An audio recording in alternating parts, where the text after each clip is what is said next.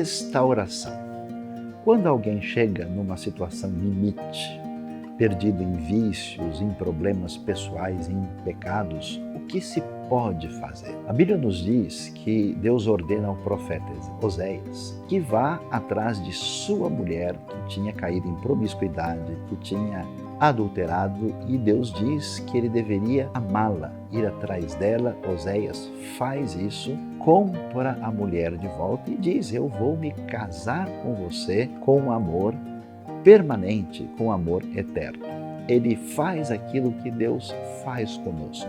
A única coisa que pode restaurar alguém, trazer alguém de volta, é esse amor incondicional, esse amor inefável, aquilo que Deus nos mostra como fazer.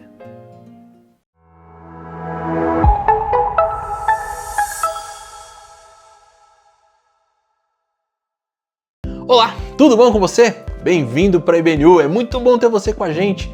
E hoje a gente quer ter um momento muito especial, é para isso que eu quero convidar você agora a se conectar de fato com Deus, se conectar com a gente, mesmo à distância daí de onde você está. Tira aquilo que pode causar distrações, tira tudo aquilo que pode trazer uma informação diferente. Se conecta agora, se conecta de verdade, presta atenção em tudo que vai acontecer. Vamos ter músicas, vamos ter uma mensagem, um momento de oração, tudo isso para que você possa ser abençoado. Fica aqui com a gente.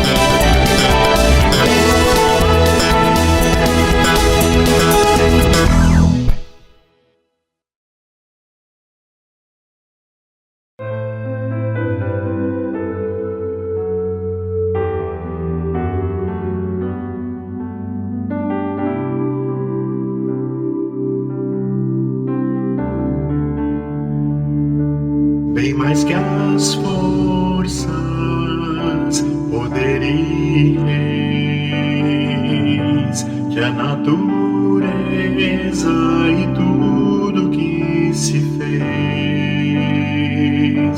bem mais que tudo criado por tuas mãos. Deus, tu és o início, meio e fim, bem mais que os mares, bem mais que o sol,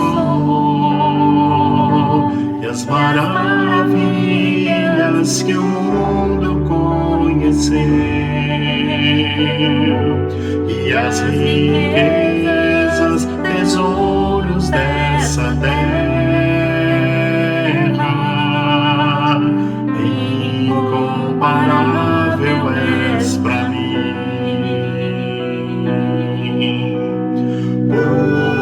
Por amor, sua vida entregou,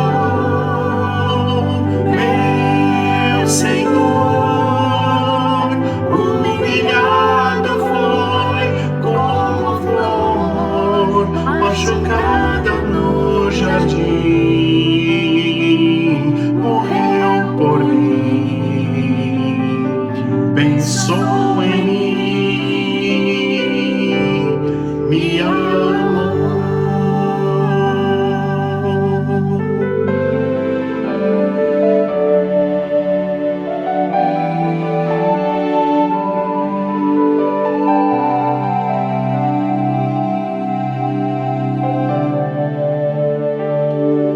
Bem mais que as forças, poder e reis, que a natureza e tudo que se fez,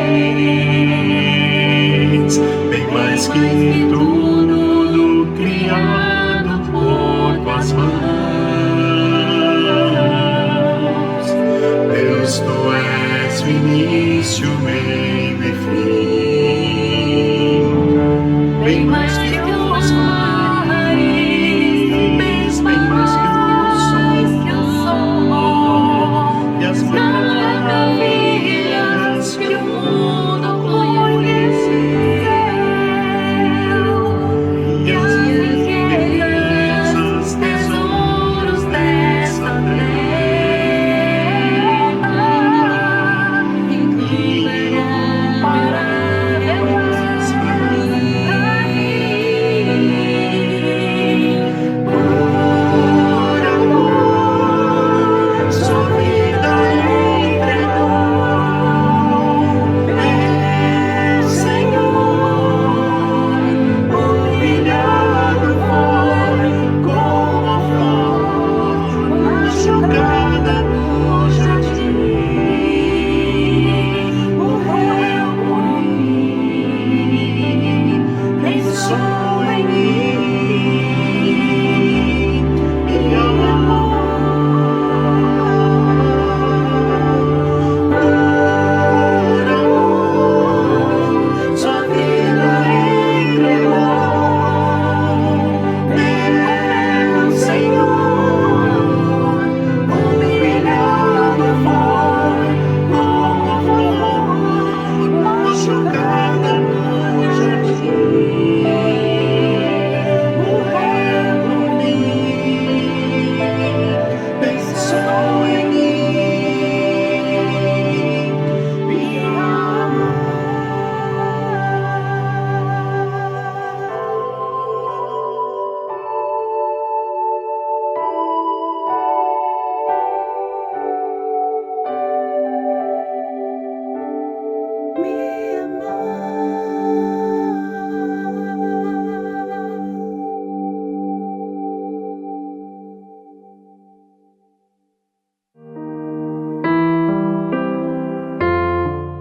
Lá na Bíblia tem um trecho em que Jó, depois de ter passado por todas aquelas dificuldades, vira para Deus e fala: ó Senhor, sei que Tu podes fazer todas as coisas, nenhum dos Seus planos podem ser frustrados.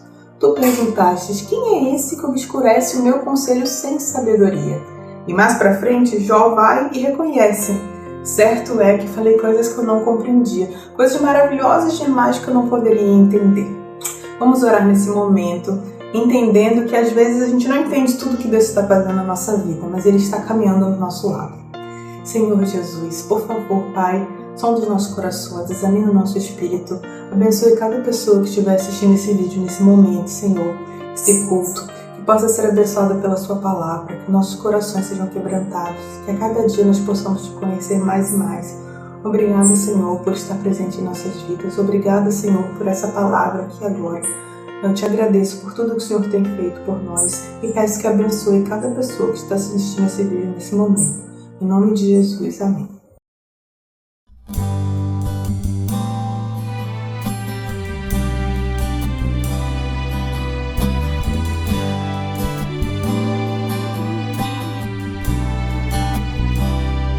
Estamos todos congregados aqui, certamente abençoados também. Há um clima, uma esfera de amor, uma força que se move entre nós. Algo novo Deus está por fazer. Este povo a quem muito quer bem, seu Espírito Ele vai derramar. Uma igreja forte edificar, pra louvor de Tua glória. Vem, Senhor, Tua história escrever através da nossa vida. Teu querer, desejamos, cumpre em nós os Teus planos. Vem, Senhor, e reina hoje aqui.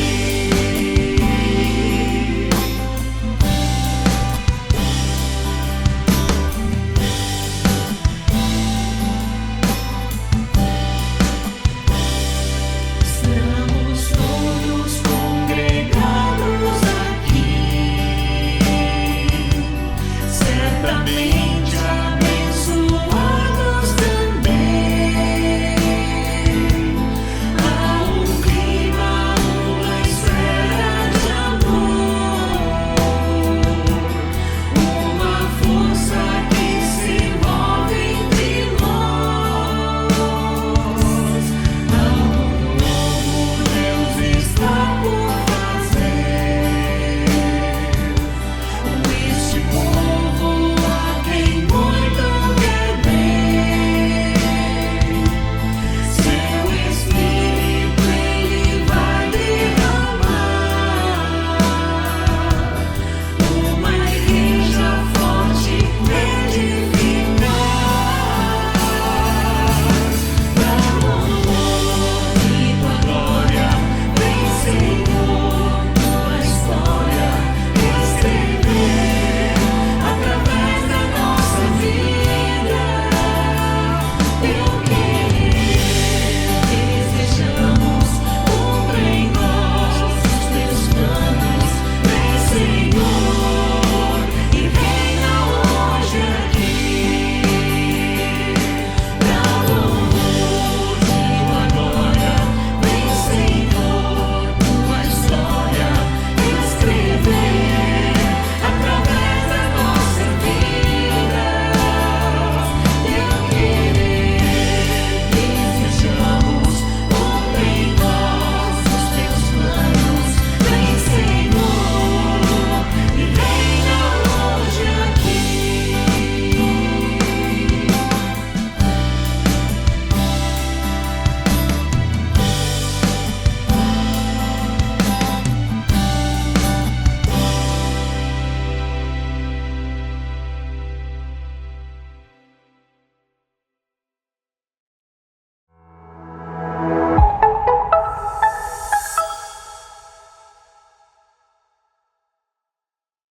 É com muita alegria que nós começamos mais um momento de reflexão aqui na IBNU, nesse ano que se inicia, um ano que promete muitas coisas para o nosso querido povo do Brasil. E se você que está ouvindo em português não é brasileiro, você pode ser de alguma outra nação de língua portuguesa que está nos acompanhando, eu creio que também o ano promete muito para você. É claro que nós vivemos uma época ao redor do mundo, uma época que nós estamos, alguns estudiosos têm chamado de pós-globalização, com movimentos de redução dessa globalização, na intenção de tentar preservar um pouco o que as nações chamam de sua própria cultura, sua própria forma de pensar e de agir.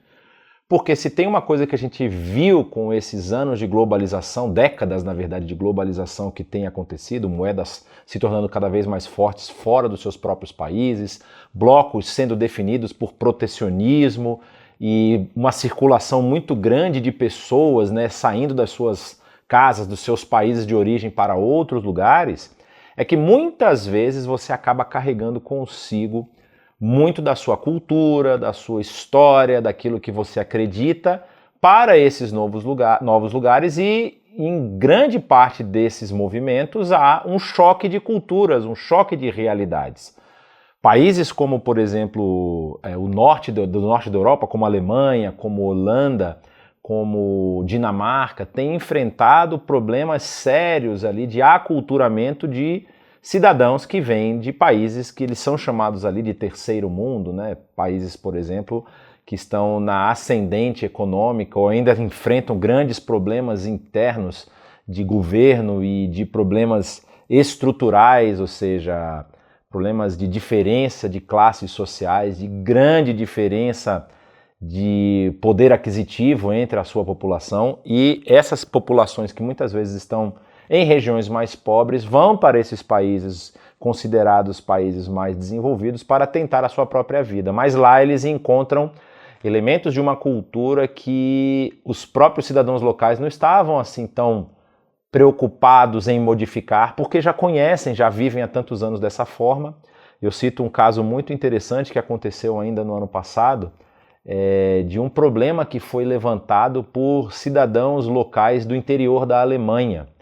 E lá havia uma cultura ou uma característica daquele povo que eles chamam de uma sociedade baseada na confiança.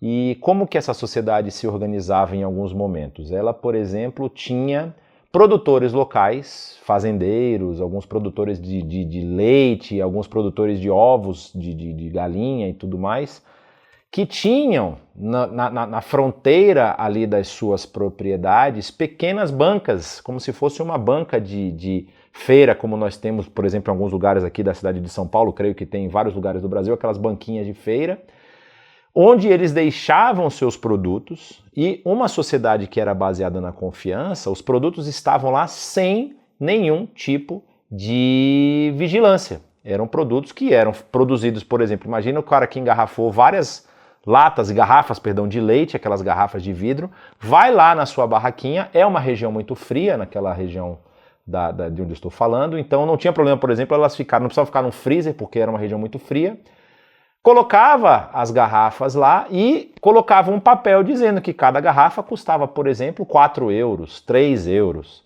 E as pessoas que vão consumir os produtos simplesmente iam lá, colocavam o dinheiro numa caixa, onde era responsabilidade delas pagar o valor, e levavam essa garrafa sem ninguém estar vigilando, ninguém estar olhando. O que começou a acontecer?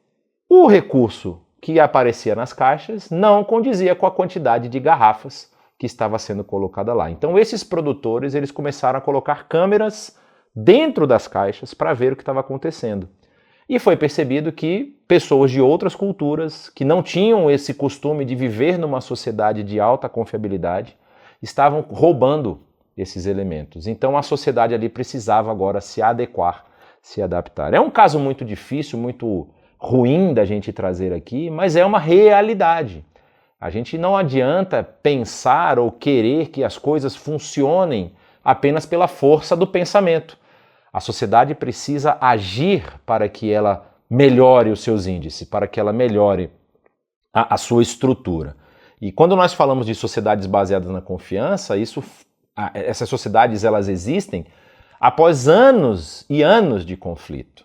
Essas regiões que nós mencionamos, por exemplo, ali do norte da Europa, foram regiões onde teve muito derramamento de sangue em anos passados, em séculos passados, por divergências políticas, por divergências religiosas. A história, inclusive a história da igreja, vai falar muito sobre isso. Se você tiver interesse, vale muito a pena você estudar para entender como que essas sociedades se desenvolveram. E só para vocês verem como a gente não tem nenhum preconceito aqui. Uma experiência muito particular minha, estava com um grupo, junto inclusive com o pastor Saião, visitando essas grandes sociedades europeias. E num local também de sociedade alemã, nós enfrentamos um dos maiores desafios dos nossos grupos de viagem, que uma pessoa que estava no nosso grupo, dentro de um hotel, estava tomando seu café. Por ela ser uma pessoa que acordava muito cedo, ela foi sozinha para o salão do café, um salão num local fechado, dentro de um hotel. E ela, como nós íamos nos deslocar para uma outra cidade ao final da visita, ela levou todos os seus pertences, suas bagagens e tudo mais, e levou a sua bolsa, onde estava todo o dinheiro que ela tinha da sua viagem, seu passaporte e o celular também dentro da bolsa. E ela colocou a bolsa do lado dela, da mesa do café, e se levantou para ir lá se servir. Um senhor branco, com todas as características europeias, viu que a bolsa estava lá, e pegou a bolsa e levou embora. As câmeras de segurança também gravaram isso. Isso se tornou um problema para a gente, porque a gente teve que tirar um novo passaporte para essa passageira, para ela poder sair da Europa, porque ela tinha entrado com um passaporte válido. E agora ela precisava de um novo passaporte para sair. Então não existe raça, cor, existe oportunismo. Existe a lei do Gerson, né, de levar vantagem em tudo. E aí a gente se levanta e pensa assim, como que será o ano de 2026? Como que vai ser a nossa jornada nesse ano? Como que eu posso agir para transformar a sociedade que eu estou inserido? Como que eu posso mudar a realidade da sociedade que eu vivo e influenciar pessoas que talvez vão mudar outras realidades que eu nem alcanço? É sobre isso que eu quero falar hoje, pensando sobre o tema de candelabro brilhante a uma sombra distante, baseado numa carta muito especial que nós encontramos no livro do Apocalipse, uma carta que foi mandada pelo próprio Senhor Jesus para uma daquelas famosas 7 igrejas do Apocalipse, lá nos primeiros capítulos desse livro tão importante. Mas a gente vai antes falar um pouco sobre como que essa carta chegou a essa igreja. E a igreja que nós vamos falar é justamente a primeira das 7 igrejas, a igreja de Éfeso. E é muito interessante a gente pensar sobre como Éfeso está estruturada dentro do texto bíblico, a carta de Éfeso, a própria passagem do apóstolo Paulo pela cidade de Éfeso, que é narrado lá no livro de Atos, e também a carta que o Senhor Jesus vai mandar através do apóstolo João para essa igreja, como que a história vai nos mostrar, a história dessa igreja se desenvolve a partir dos textos bíblicos que são apresentados no Novo Testamento. E aí nós vamos ver que, logo de cara, existe aqui 2 perspectivas apostólicas. São 2 visões de 2 momentos diferentes que nos levantam esse alerta, nos levantam o pensamento ou a necessidade de pensar sobre como nós temos vivido e desempenhado o nosso papel enquanto Igreja de Cristo.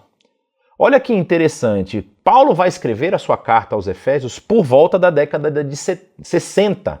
No ano 60 a provavelmente o ano 63 é o período que se entende, que se imagina Paulo preso. Éfeso, se você lembra bem, é uma das 4 cartas que o apóstolo Paulo vai escrever da prisão, quando ele está aprisionado. Lembra que no final da sua 3ª viagem em Atos, Paulo quer voltar rapidamente para Jerusalém, ele está querendo antecipar as festas ali, provavelmente a festa da Páscoa. E quando Paulo vai a Jerusalém, ele é acusado de profanar o espaço do templo porque levou um gentil para dentro da área proibida do templo. O nome desse gentil era Trófimo, estava com Paulo na cidade e os acusadores disseram que Paulo levou ele para dentro ali da região proibida do templo. Então Paulo é preso por conta disso, essa é a acusação formal do apóstolo Paulo, e de lá ele apela a César. Apelando a César, o texto vai nos dizer que ele passa um período encarcerado em Cesareia Marítima, então vários reis vão lá ouvir o discurso de Paulo, ouvir a sua forma de defesa. Inclusive, alguns deles vão dizer, você quase que me converteu, né? Quase que você me fez acreditar em tudo isso que você está dizendo aí. E depois Paulo vai fazer a sua quarta viagem, que vai, inclusive, acabar em naufrágio. Ele vai estar lá na Sicília, e da Sicília eles vão ser levados para Roma, onde Paulo vai ficar preso provavelmente por mais um ano. E o texto bíblico vai acabar dizendo ali em Atos que toda a guarda pretoriana ouviu falar do evangelho através do testemunho do apóstolo Paulo. E nesse período, Paulo escreve a sua carta para a igreja de Éfeso, uma igreja que ele ajudou a doutrinar. Nós precisamos lembrar disso. Quando Paulo chega em Éfeso pela primeira vez, os irmãos da cidade já tinham ouvido falar do Messias. Eles tinham ouvido falar pela voz de Apolo. E Paulo vai falar, mas vocês receberam o Espírito Santo? Ele falou, não, nem sabíamos que tinha isso. E Paulo vai orar sobre eles, eles vão ter lá o movimento da manifestação do Espírito Santo dentro daquela igreja. E por que isso é importante? Porque é uma igreja que o apóstolo Paulo, na sua segunda passagem pela cidade, que é a terceira viagem, ele permanece 3 anos naquela cidade. 3 anos evangelizando e ensinando aquele povo. E Lucas vai ter algumas falas, nós vamos ver isso já já, muito importantes sobre o alcance dessa mensagem, não é? E Paulo, quando escreve a sua carta, ele vai dizer uma frase para essa igreja que é muito impactante, porque ele vai dizer que vocês estão enraizados e firmados no amor. Quando Cristo vai mandar a sua mensagem para a igreja em Éfeso, que já é no final do primeiro século, por volta do ano 95, 96, perceba bem aqui, nós estamos falando de Paulo escrevendo aos Efésios em 60 e João escrevendo no caso, recebendo a carta de Cristo para a igreja no ano 95, 96. São 35 anos de diferença aqui. E nessa diferença, nós vamos ver que há um declínio na forma como a igreja é tratada. Paulo trata de uma forma, Jesus vai tratar de outra. Ele vai inclusive falar, você abandonou o seu primeiro amor. Então nós temos uma lacuna temporal enorme aqui que nos permite analisar o que aconteceu com essa igreja. E como que a gente pode entender essa cidade na época em que Paulo passou lá, que é por volta do ano 53 ao ano 56, é o que entendem os estudiosos, porque ele acaba a sua segunda viagem no ano 52, e logo depois o texto bíblico ele emenda uma viagem na outra, dizendo que depois de cumprimentar os irmãos na igreja em Antioquia, passaram a visitar as igrejas na Ásia Menor novamente, na região da Anatólia, na verdade, onde eles já tinham visitado na segunda viagem. E o que Éfeso tinha de importante nessa época? Éfeso era um porto muito estratégico, e todas as cidades portuárias, vocês vão perceber, na história de Paulo viajando no Novo Testamento, ali no livro de Atos, que os locais onde ele passa mais tempo são pontos estratégicos para a expansão do Evangelho.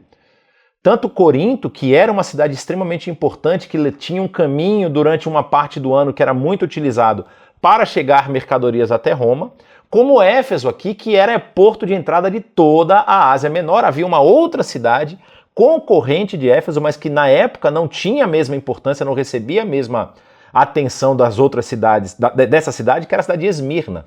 Esmirna também era uma cidade portuária, que foi uma cidade que se tornou o mais importante com o declínio da cidade de Éfeso, que vai acontecer ao longo dos anos por conta do assoreamento do porto, ou seja, o rio trazia os aluviões, trazia aquela terra e ia cada vez mais deixando o porto raso, não era feito um trabalho de drenagem suficientemente veloz e o porto foi se afastando cada vez mais do centro comercial da cidade de Éfeso. Por isso a cidade acabou sendo abandonada alguns séculos na frente. Então, era a segunda maior cidade da Ásia Menor, com cerca de 200 a 250 mil habitantes. Na cidade de Éfeso, percebam a opulência e a importância dessa cidade. Havia uma via chamada Via Arcadiana, que era uma rua de mármore de 11 quilômetros de extensão. Você não ouviu errado.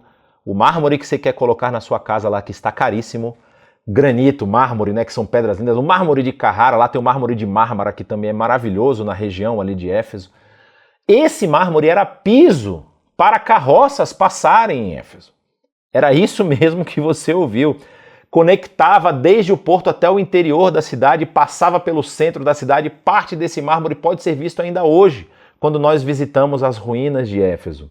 Lá estava uma das 7 maravilhas do mundo antigo, muito conhecida, que era o templo de Ártemis, né? A grande Ártemis dos Efésios, também chamada de grande Diana dos Efésios. Diana era o nome latino da deusa Ártemis, mas o texto em grego está escrito Ártemis mesmo. E lá Paulo vai passar 3 anos do seu ministério, primeiro na sua estratégia falando nas sinagogas, depois falando na escola de Trajano. E o Lucas vai registrar isso aqui no verso 10 do capítulo 19 de Atos, dizendo que todos os que viviam na província da Ásia Menor, tanto judeus como gregos, ouviram a palavra do Senhor. E isso é muito importante, porque aí a gente consegue perceber o impacto que aquela comunidade causou, o impacto que a igreja em Éfeso causou em toda a região. E o impacto foi tão grande que começou a atingir a economia. Eu acho que esse é um ponto tão importante para a gente analisar a nossa vida hoje, porque quando a gente vai pensar em o que Éfeso, a igreja em Éfeso, causou ao longo da história, você olha para o início do trabalho, depois a chegada do apóstolo Paulo, depois o desenvolvimento do ministério dele ali nos 3 anos em que ele ficou estacionado ali, você vê um impacto em todas as áreas da sociedade, na área religiosa, na área educacional e depois também na área comercial, porque Paulo vai balançar os alicerces da economia da cidade. O texto de Atos, capítulo 19, vai nos trazer uma história, nós só vamos ler aqui 2 versículos, o versículo 24 e 25, mas para você ter uma noção da relevância e da importância dessa igreja ali naquela cidade. Olha só o que diz: um ourives, chamado Demétrio, que fazia miniaturas de prata do templo de Ártemis e que dava muito lucro aos artífices, reuniu-os com os trabalhadores dessa profissão e disse: Senhores, vocês sabem que temos uma boa fonte de lucro nessa atividade e estão vendo e ouvindo como esse indivíduo, e aí ele cita o indivíduo pelo nome, Paulo, está convencendo e desviando grande número de pessoas aqui em Éfeso e em quase toda a província da Ásia.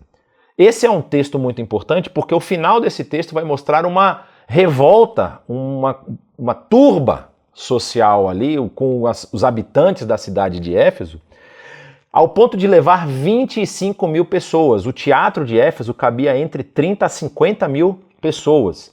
E eles levam 25 mil pessoas para esse teatro, inclusive as ruínas do teatro você vai conseguir ver agora aí, o teatro que foi escavado e foi reestabelecido em algumas partes, outras estão no original.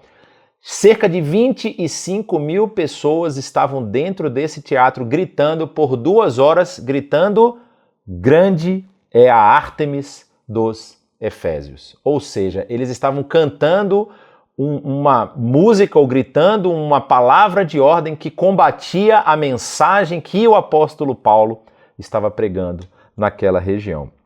E havia esse impacto econômico muito importante, conversão das pessoas ameaçava as estruturas comerciais. Ou seja, quando nós estamos caminhando na nossa jornada de fé, estamos no nosso ambiente eclesiástico e estamos envolvidos no trabalho da missão que foi deixada para nós, as pessoas que se achegam até nós e através daquilo que elas podem aprender do Evangelho nas nossas vidas, na nossa caminhada, no nosso exemplo, elas vão perceber que as estruturas sociais que nós temos hoje são falsas. Eu citei 2 estruturas sociais que podem parecer verdadeiras para muitas pessoas. A vida no outro país deve ser muito melhor. Nessa população aqui esse tipo de coisa não acontece. Já sabia que o crime tinha que ser de gente que vem daquela região. Infelizmente isso não é verdade. Existem países, por exemplo, na África, que possuem pessoas muito honradas e não é porque eles não têm tantas posses, tanto poder assim, a cultura de honra é muito forte. Você não permite que as pessoas sejam desonestas, você não permite que as pessoas falem mal uns dos outros. Existem situações em países muito bem desenvolvidos socioeconomicamente, com aquele famoso IDH, Índice de Desenvolvimento Humano, lá nas alturas, onde crianças estão entrando em escolas e matando umas às outras. Existem países como, por exemplo, o Japão, que está do outro lado do mundo, onde o índice de suicídio de jovens e adolescentes é um dos mais altos do mundo. O que define uma estrutura real e uma estrutura falsa? Eu vou te dizer o que define.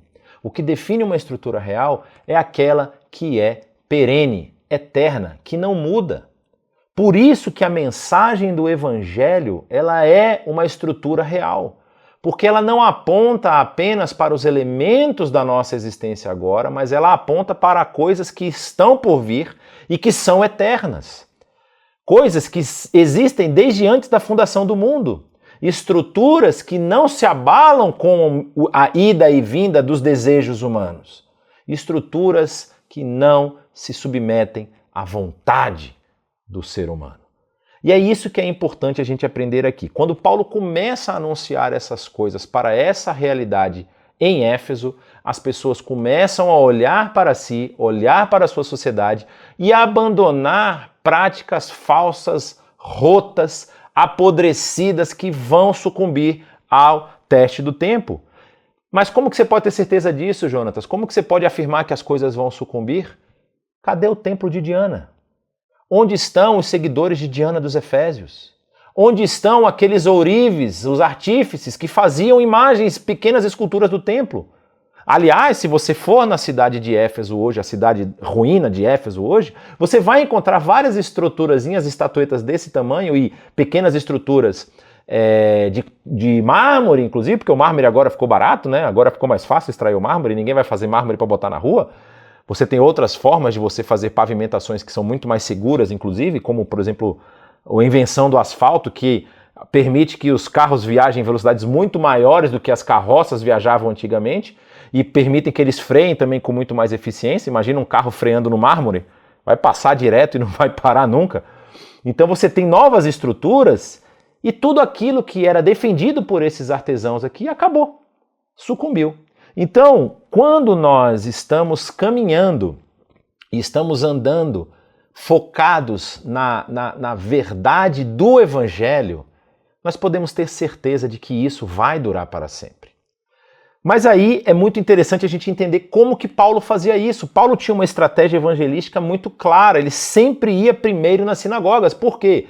Como ele estava anunciando uma mensagem que vem do ambiente judaico, quem conhecia essa história de Messias, quem conhecia essa história de que Deus estava irado contra o pecado e contra a criação que se voltou contra ele, e ia aplicar a sua justiça, mas da mesma forma que ele amava a sua justiça, ele também amava a sua criação. Então ele fazia com que as duas coisas chegassem concomitantemente.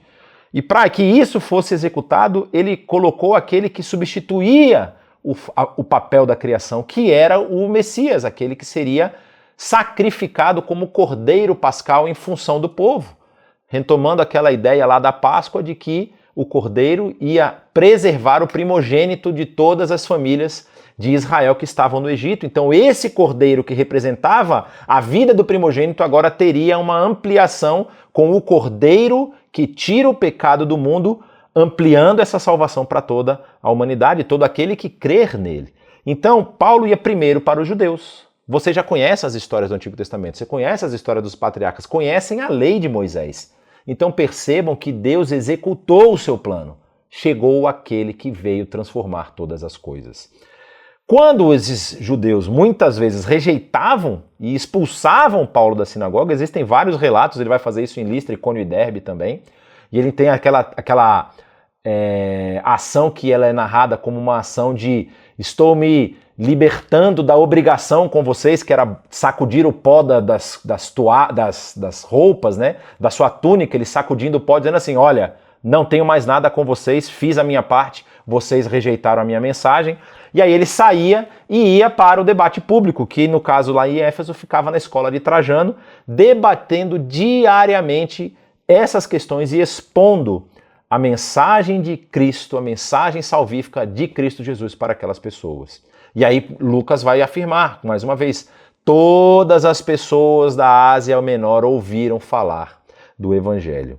E aí Deus utilizava do seu poder para referendar o apóstolo Paulo, fazendo com que milagres e sinais ocorressem com uma confirmação sobrenatural. Tem um trecho que diz que até pedaços da roupa do apóstolo Paulo eram levados e presos e enfermos eram curados. Então tudo isso está acontecendo ali. E Paulo, com o seu discipulado intensivo, designa Timóteo para cuidar ali daquela região. E tudo isso está acontecendo e o evangelho está expandindo. Só que Paulo, quando escreve a sua carta, que vai ser mais ou menos entre 7 a 10 anos depois, a gente não sabe em que período da sua prisão Paulo vai escrever essa carta, ele vai mencionar algumas coisas para essa igreja e vai apontar alguns elementos que a igreja precisava ter atenta. Por exemplo, ela era uma carta que possivelmente era para ser lida nas outras igrejas. Talvez algumas das 7 igrejas mencionadas em Apocalipse já existissem no período que Paulo escreveu essa carta. Pode ser que elas tenham surgido no período posterior. Mas aí o que ele vai fazer? A carta vai dizer, o próprio Paulo vai escrever que Tíquico é quem vai levar a carta, né? Ele vai mandar Tíquico ali para a região para levar essa carta.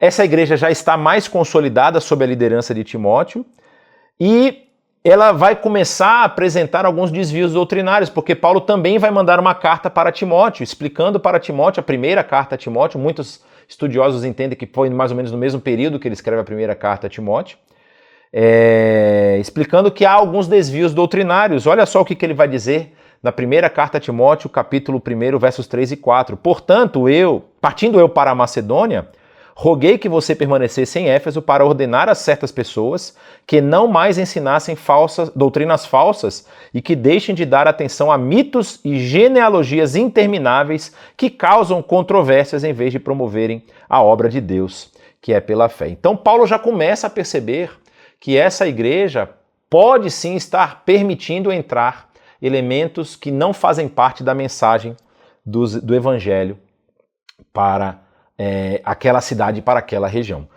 O que nós vamos perceber aqui? O que Paulo escreve aos Efésios que é tão importante? Ele tem alguns temas. Primeiro, o tema fala dessa unidade entre judeus e gentios, quando diz que Cristo é a nossa paz, o qual de ambos fez um e destruiu a barreira, o muro de inimizade, anulando em seu corpo a lei dos mandamentos expressa em ordenanças.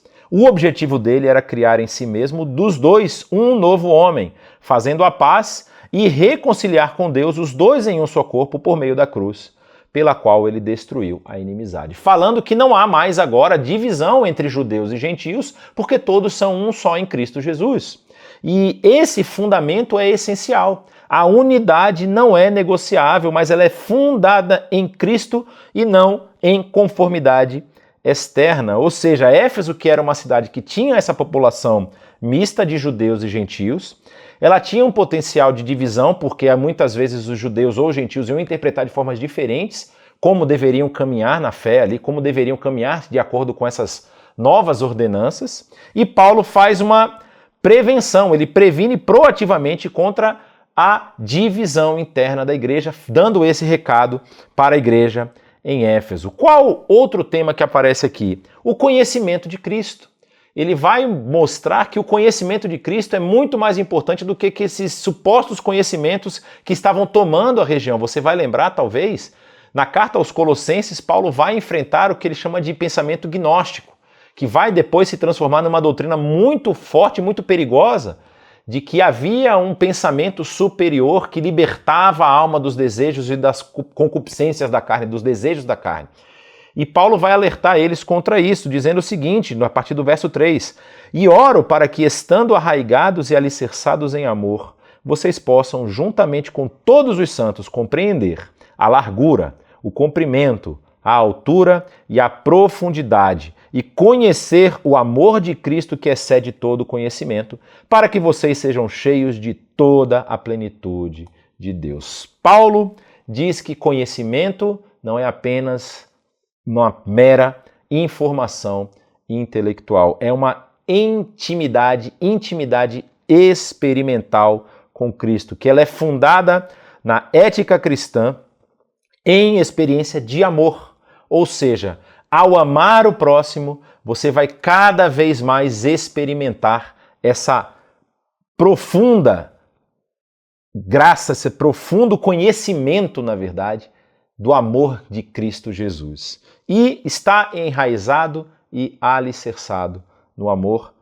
E essa base vai ser perdida 35 anos depois, nessa mesma igreja. O terceiro tema que ele vai falar é para que eles tenham uma vida digna do Evangelho. Ele vai dizer, lá capítulo 4, como prisioneiro do Senhor, no Senhor, rogo-lhes que vivam de maneira digna da vocação que vocês receberam. E ele vai descrever como que deve ser essa vida. Ou seja, a vida prática tem 3 pilares de acordo com o que Paulo escreve aqui. Né? Humildade, unidade e amor. Através desses 3 elementos, você consegue ter uma vida fundamentada nos ensinamentos e no exemplo de Cristo Jesus para nós. E as aplicações que ele apresenta nessa carta são muito interessantes. Ele vai falar sobre essa vivência da verdade em amor. Trabalhar honestamente para compartilhar com os necessitados. Aqueles que estão acumulando riquezas nessa vida precisam compartilhar com os necessitados. Paulo trabalha de uma forma do linguajar para que as pessoas possam edificar uns aos outros, ter uma submissão a Cristo Jesus e relacionamentos matrimoniais como a aliança, representando essa aliança de Cristo com a sua igreja, assim devem ser os relacionamentos matrimoniais entre as pessoas. Olha que interessante, no capítulo 4, verso 29, Paulo vai dizer o seguinte: nenhuma palavra torpe saia da boca de vocês, mas apenas a que for útil para edificar os outros conforme a necessidade, para que conceda graça aos que ouvem. Muitas vezes no nosso relacionamento interpessoal nós podemos destruir a vida de uma pessoa por uma palavra torpe, uma palavra torta, uma palavra maldita no momento errado. Muito cuidado com aquilo que você vai falar para as pessoas. Às vezes você acha que você está ajudando, às vezes você acha que você está com a razão, mas o coração da pessoa que está acompanhando aquilo não está preparado para ouvir aquilo, ou não está no momento de receber aquela palavra. Você está fazendo com que a pouca estrutura que aquela pessoa tem desarme, desabe, caia. E você está lá, na verdade, para ajudar ela a alicerçar a sua vida em Cristo Jesus. Por isso, ore bastante. Peça a Deus discernimento em como agir uns com os outros. Por que eu estou falando isso? Paulo coloca o alicerce que, se removido, resulta no tipo de morte espiritual que vai ser confrontada pelo próprio Cristo 35 anos na frente na história dessa igreja. Parece que a gente está falando coisas que refletem a nossa caminhada, a nossa vida agora. E é por isso que eu acho tão interessante esse trecho da Bíblia aqui, que nos mostra como uma igreja evoluiu. Aliás, eu não falei isso no início. A igreja de Éfeso é a única igreja que recebeu 2 cartas de apóstolos separados. Ou seja, ele recebe uma carta do apóstolo Paulo e depois uma carta escrita pelo apóstolo João, mandada pelo próprio Senhor Jesus. Nenhuma outra igreja recebe 2 cartas dessa forma. Tessalonicenses recebe 2 do apóstolo Paulo e Coríntios recebe 3, na verdade provavelmente 4, mas 3 nós sabemos que ele recebeu, nós perdemos uma das 3, só temos 2, que estão aqui no Novo Testamento, mas a estrutura dessa cidade, dessa comunidade e a intensidade com que os apóstolos e o próprio Senhor Jesus tenta manter a fidelidade aos ensinamentos de Cristo nessa cidade, nessa igreja, demonstra quão importante foi essa igreja e o quanto ela poderia ter sido bênção ao longo da história, talvez até os dias atuais. Mas você vai ver comigo que não é essa a realidade. Por quê? Porque quando nós vamos ver Cristo falando para a igreja em Apocalipse, já no final do 1º século, todo esse cenário mudou. O cenário que o apóstolo Paulo estava apontando na sua carta aos Efésios e que ele aponta depois a Timóteo, falando naquele trecho, né, que ele precisava estar atento contra aqueles que estavam ensinando falsos testemunhos, falsas doutrinas, e avisando a Timóteo, olha, fala para o pessoal aí que eles não podem continuar fazendo isso. Cristo vai demonstrar aqui que a igreja se perdeu ou estava se perdendo. A carta para a igreja começa dizendo o seguinte: estas são as palavras daquele que tem as 7 estrelas em sua mão direita e anda entre os 7 candelabros de ouro. É muito interessante a gente parar rapidamente aqui para poder fazer um adendo. Se você ler logo o trecho anterior, capítulo 1, final do capítulo 1, quando João vê Cristo, quando João tem a visão de Cristo completa, Cristo se apresenta a João agora na sua forma glorificada, vários elementos desse Cristo são apresentados. Ele é o que tem as 7 estrelas na mão, caminha pelos 7 candelabros, ele tem uma espada que sai da sua boca, uma espada de 2 gumes, ele tem os olhos como pedras de fogo, ele tem sapatos, pés reluzentes. Tudo isso vai ser utilizado depois para apresentar críticas às 7 igrejas, não só críticas, mas também elogios às 7 igrejas que vão vir na sequência aqui nos capítulos 2 e 3 de Apocalipse. E o primeiro elemento que ele menciona é aquele que tem as 7 estrelas na sua mão direita e anda entre os 7 candelabros de ouro. Ele vai explicar essas 7 estrelas, esses 7 candelabros no capítulo 1, dizendo que os candelabros são as 7 igrejas que vão receber as cartas. E as 7 estrelas são os anjos, ou seja, os considerados aqui por muitos os líderes, aqueles que estão pastoreando essas 7 igrejas, elas estão na mão dele. E diz que Cristo caminha entre elas, ou seja, ele conhece a realidade dessas igrejas, ele está vendo as igrejas caminhando no meio dos candelabros. E aí a mensagem vai continuar nos versos 2 e 3, ele diz: conheço as suas obras, o seu trabalho árduo e a sua perseverança. Sei que você não pode tolerar homens maus, que pôs à prova os que dizem ser apóstolos, mas não são, e descobriu que eles eram impostores, aquilo que o apóstolo Paulo falou para Timóteo fazer. Mandem essas pessoas que estão ensinando falsas doutrinas pararem. Você tem perseverado e suportado sofrimentos por causa do meu nome e não tem desfalecido. Ou seja, eles têm obras, eles têm uma atividade concreta, não meramente nominal, eles têm um trabalho árduo, aquilo que o grego vai chamar de kopos, um labor e sacrifício pessoal, eles estão trabalhando em prol do evangelho. Tem uma perseverança, que é chamado de hipomone no grego, resistência sob pressão prolongada, eles estão resistindo, eles estão sendo atacados e eles resistem. Tem discernimento doutrinário, ou seja, eles testam e rejeitam falsos apóstolos. E eles não desfalecem, perseveram sob o sofrimento. Éfeso é uma igreja extremamente funcional e doutrinariamente sólida. Mas aí nós temos um problema devastador na igreja. O próprio Cristo vai olhar para a igreja e vai dizer: contra você, porém, tenho isso. Você abandonou o seu primeiro amor. E aqui nós vemos esse contraste profético nesse texto. Em Paulo, no ano 60, Paulo diz: vocês estão enraizados e firmados no amor. 35 anos para frente, Cristo vai dizer: você abandonou o seu primeiro amor. Que duro! Que mensagem dura! Você já pensou, depois de toda a sua caminhada de fé, de você se envolver com as atividades da sua igreja, de você se envolver com pessoas, de você lutar, de você labutar, de você estar caminhando, tentando exercer o seu papel de filho de Deus, de criação de Deus, agora criatura, e se passou a ser filho de seguidor de Jesus.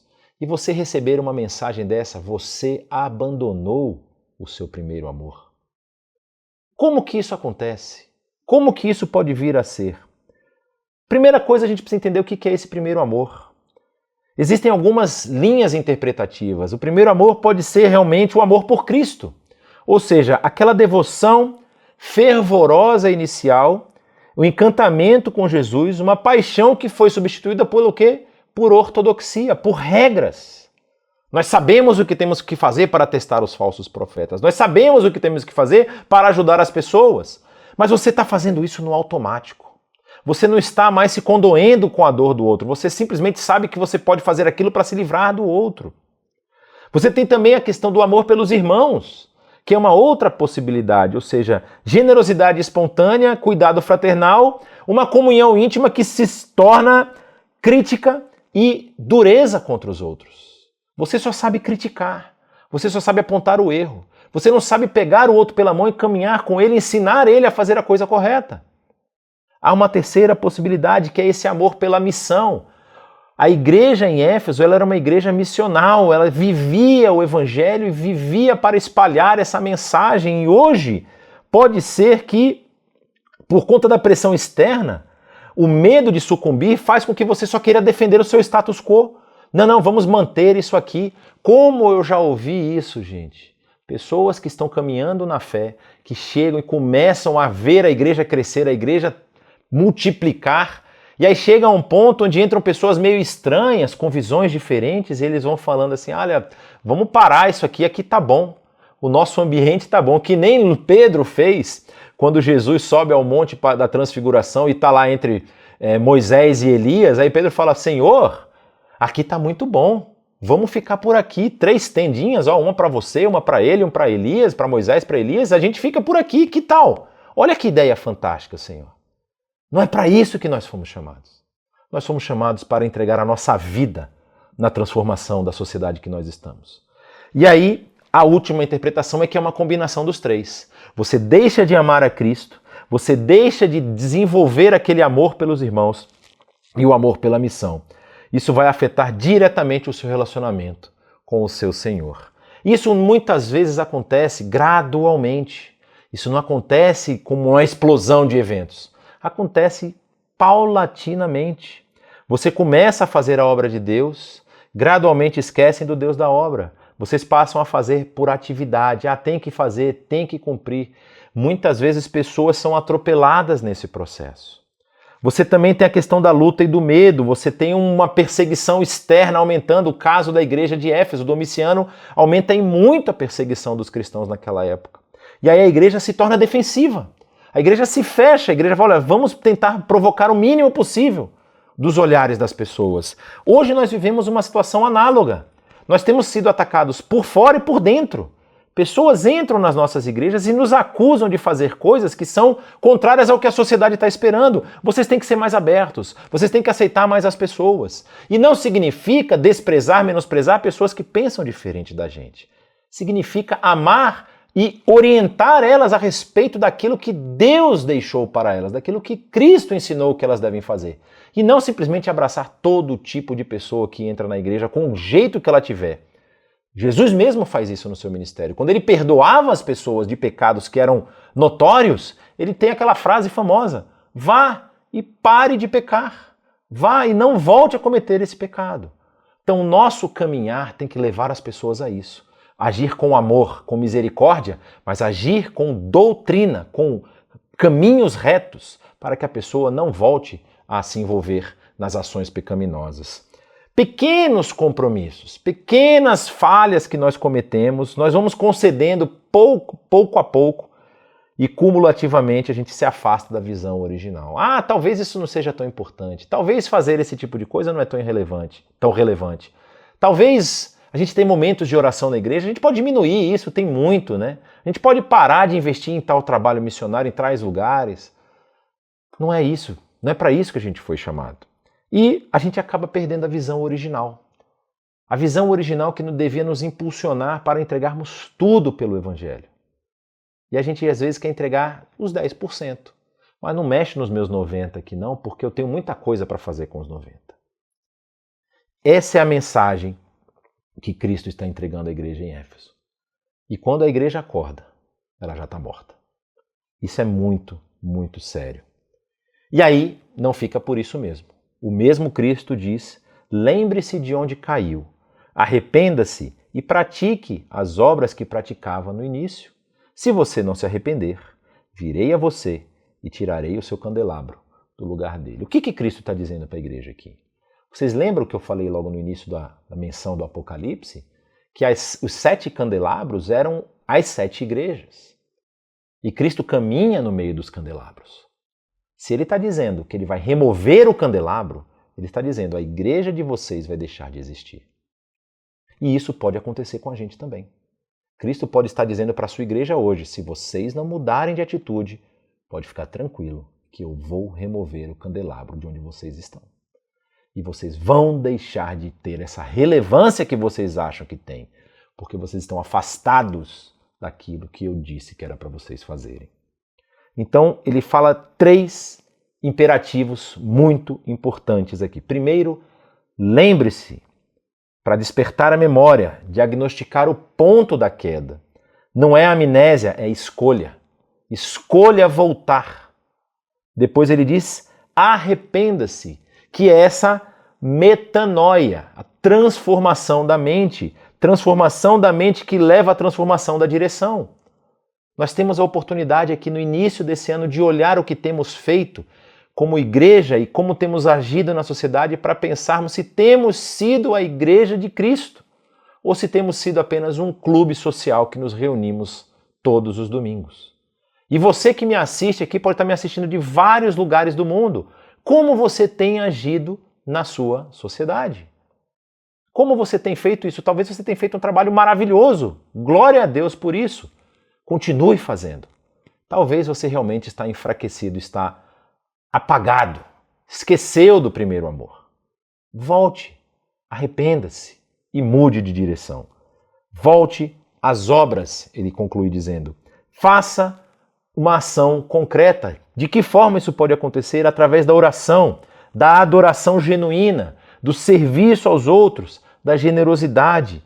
Não suficiente apenas pensar diferente. Você precisa demonstrar essa diferença nas suas ações. E aí essa ameaça severa novamente ecoando aqui. Se não se arrepender, virei a você e tirarei o seu candelabro do lugar dele. Mas a sequência tem uma promessa. Ao vencedor darei o direito de comer da árvore da vida que está no paraíso de Deus. O que aconteceu com a igreja de Éfeso é muito importante para nós, porque a remoção do candelabro ela não foi imediata. Cristo ofereceu a oportunidade ao arrependimento, assim como Ele está oferecendo a mim e a você hoje, para que nós nos voltemos para Ele novamente, que nesse ano que nós vamos caminhar, nós tenhamos esse ímpeto de servi-lo de todo o coração. Os ciclos são importantes porque eles nos trazem à memória esses momentos de oportunidade, de nós podermos transformar a nossa caminhada e a nossa trajetória, transformar a nossa vida, para sairmos dessa mornidão espiritual, talvez até dessa morte, frieza espiritual, para caminharmos novamente na direção do primeiro amor. A promessa permanece para aqueles que ouvem e respondem. O que nós vamos ter na história de Éfeso? Existe uma realização histórica desse declínio ameaçado aqui em Apocalipse. Primeiro, dentre o ano 100 até o ano 262, a igreja continua em declínio.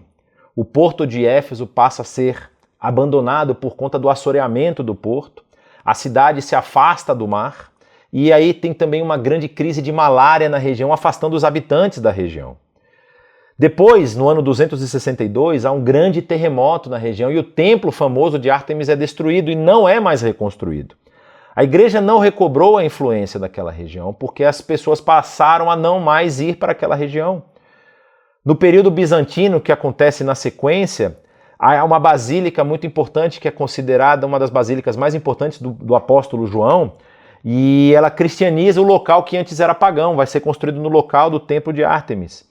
Mas a cidade não tem mais a mesma relevância e hoje nós só temos ruínas arqueológicas, tanto da cidade quanto dessa basílica, que é bem posterior. Não há mais nenhuma igreja no local. A promessa de Cristo se cumpriu, ele removeu o candelabro e Éfeso se tornou irrelevante. Por isso, nós precisamos focar na árvore da vida. Aquele que vencer vai receber do direito de comer da árvore da vida. Essa árvore que é mencionada lá no Éden, Gênesis 2:9, menciona que ela estava lá no jardim. Depois o acesso a ela é perdido em Gênesis 3, quando o homem cai, Deus o afasta da possibilidade de se alimentar dela.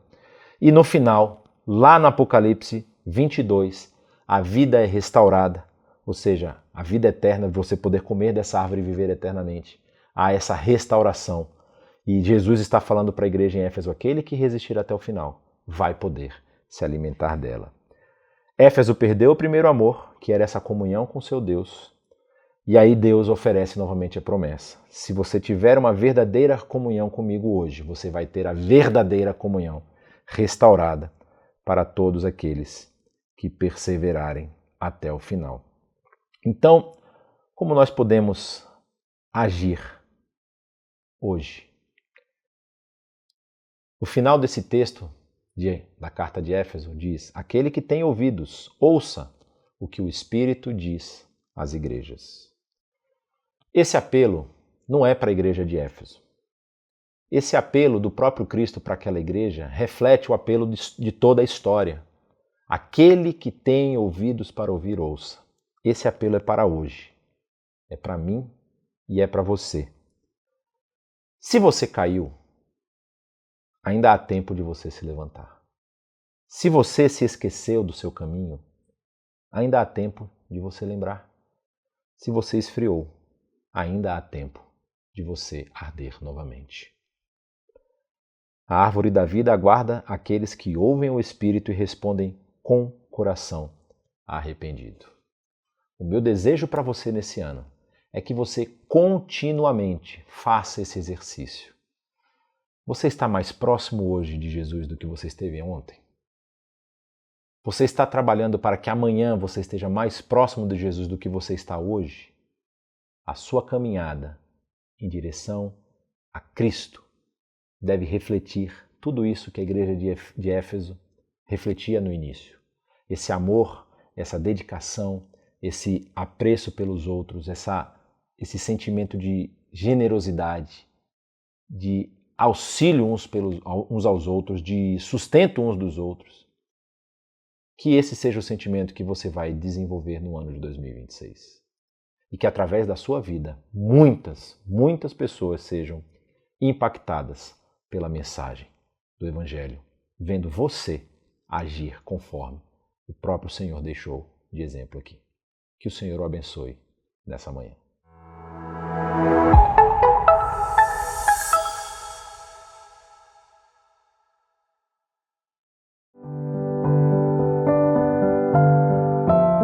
A IBNU se propõe a ser uma comunidade, uma igreja que é fiel àquilo que é a missão que Deus nos deu de transformar todas as nações por meio da pregação do Evangelho e da manifestação do Reino. Isso acontece de muitas formas e muitas dessas formas está diretamente ligada à sua fidelidade em contribuir também com seus recursos para o Reino de Deus. Nós entendemos que Deus vai cumprir e Ele já tem feito isso, aquilo que é o seu propósito e a sua missão da forma que Ele desejar.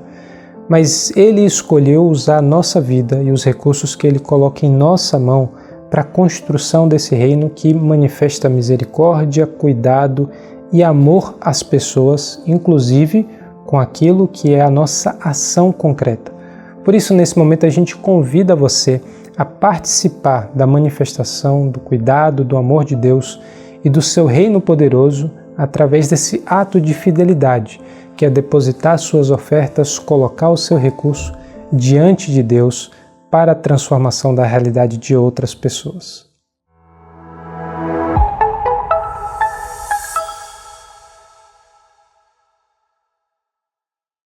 Queremos te agradecer por estar conosco neste momento de celebração online. Afinal, é um momento tão gostoso podermos cantar juntos, louvar a Deus, adorá-lo, podermos escutar a sua palavra online, onde quer que estejamos. É tão especial. Lá em Salmo 104, na versão da mensagem, diz o seguinte: entrem na fila e digam de coração, obrigado. Vão à presença dele, cantem louvores, agradeçam-no por tudo, adorem-no. Que esse momento da celebração online a gente possa adorá-lo, a gente possa realmente entrar na presença dele, celebrá-lo com amor, com o que ele espera de nós, que ele realmente seja um momento maravilhoso, que a gente possa realmente dizer a Deus, obrigado pelas pequenas e grandes bênçãos que o Senhor nos dá. Obrigada por estar com a gente nessa celebração online. Um abraço.